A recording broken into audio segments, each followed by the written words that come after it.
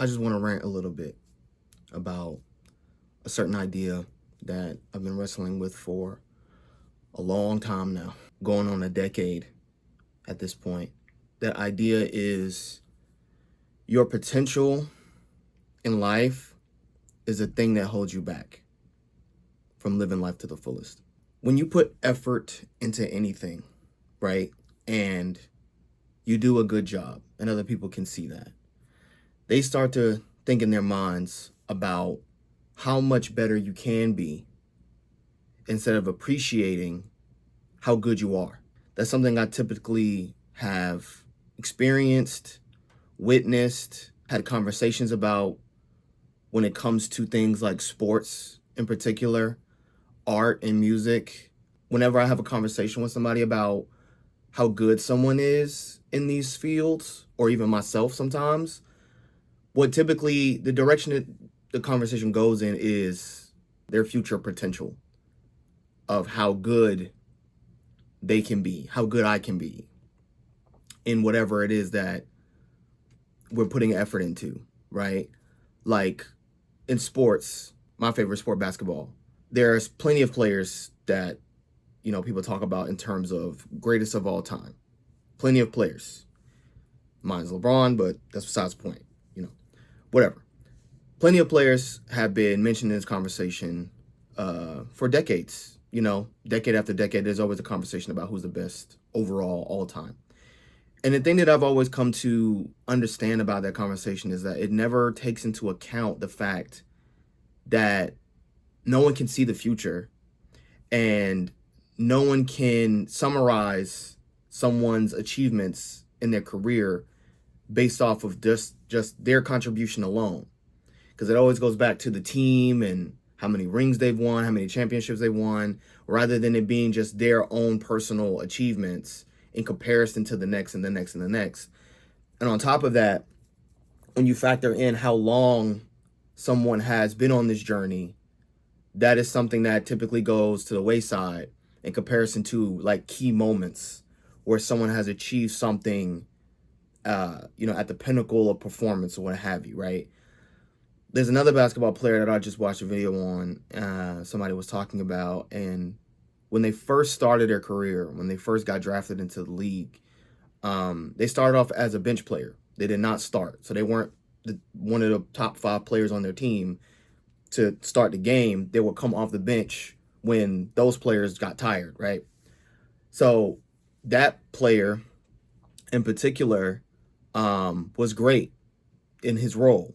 They called him the 6th man of the year. That was arguably the best he was in the beginning of his career, coming off the bench. That was the way he could contribute the most to his team's success, not being the number 1 option or the number 2 option on any other team, but the 6th man on his first team.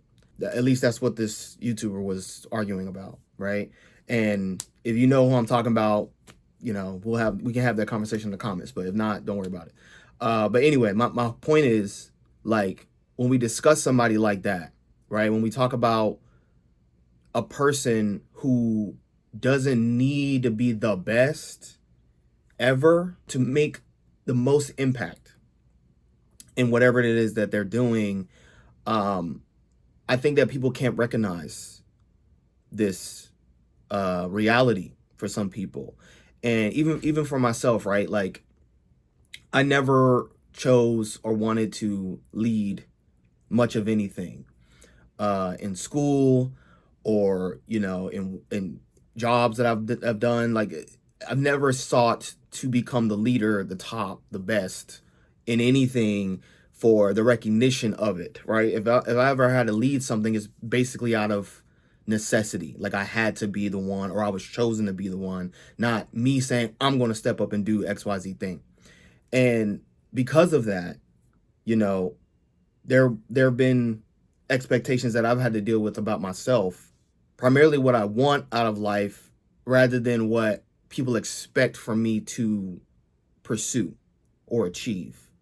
I've had to weigh these options out for years because I'm like, people, my friends and family, people around me that see me for the first time, or recognize something that I've done, they always come to me with like, oh yeah, like I see you've done this, you can do this other thing, I'm like, yeah, I could do those other things, right? But that's not what I want to do.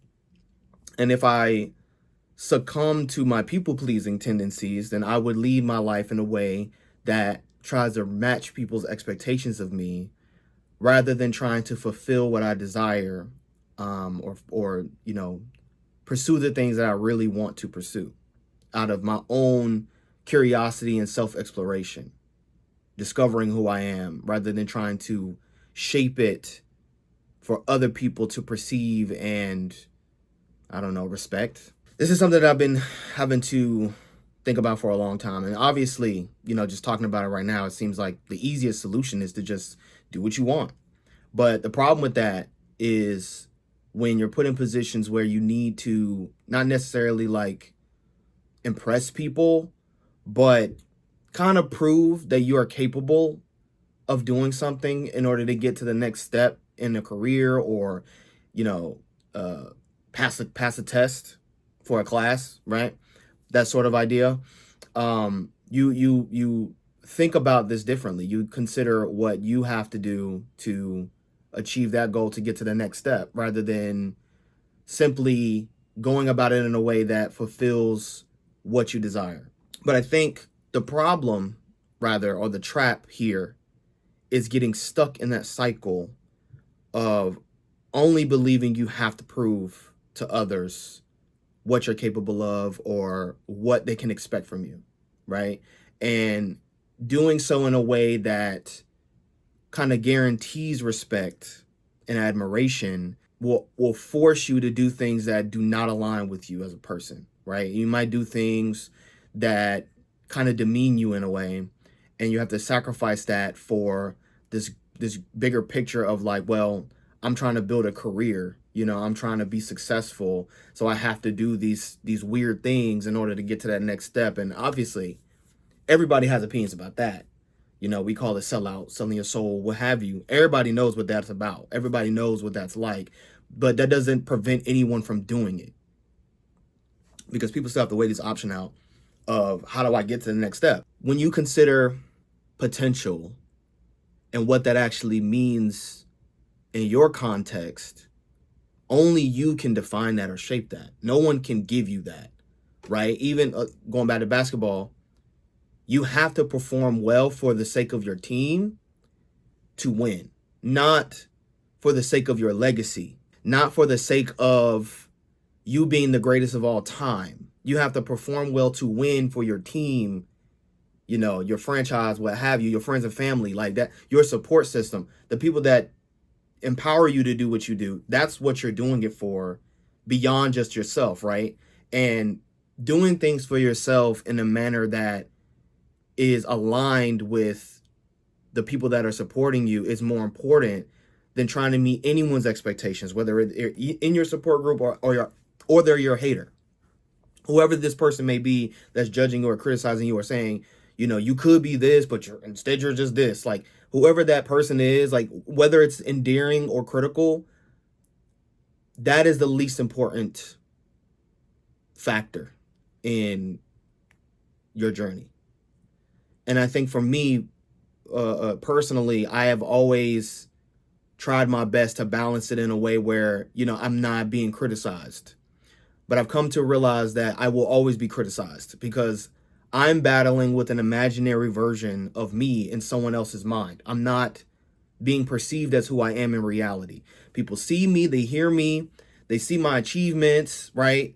They hear about what I've done, and they're just thinking, wow, like this dude, like he could do this. And I'm not that version in their mind. I can't be. I can't even see it. They can't even describe to me what version of me they're perceiving or they're imagining for the future. They don't even know how to do that. But they hold on to that image in their minds about who I should or could be rather than who I am. And then when I talk to them, I can tell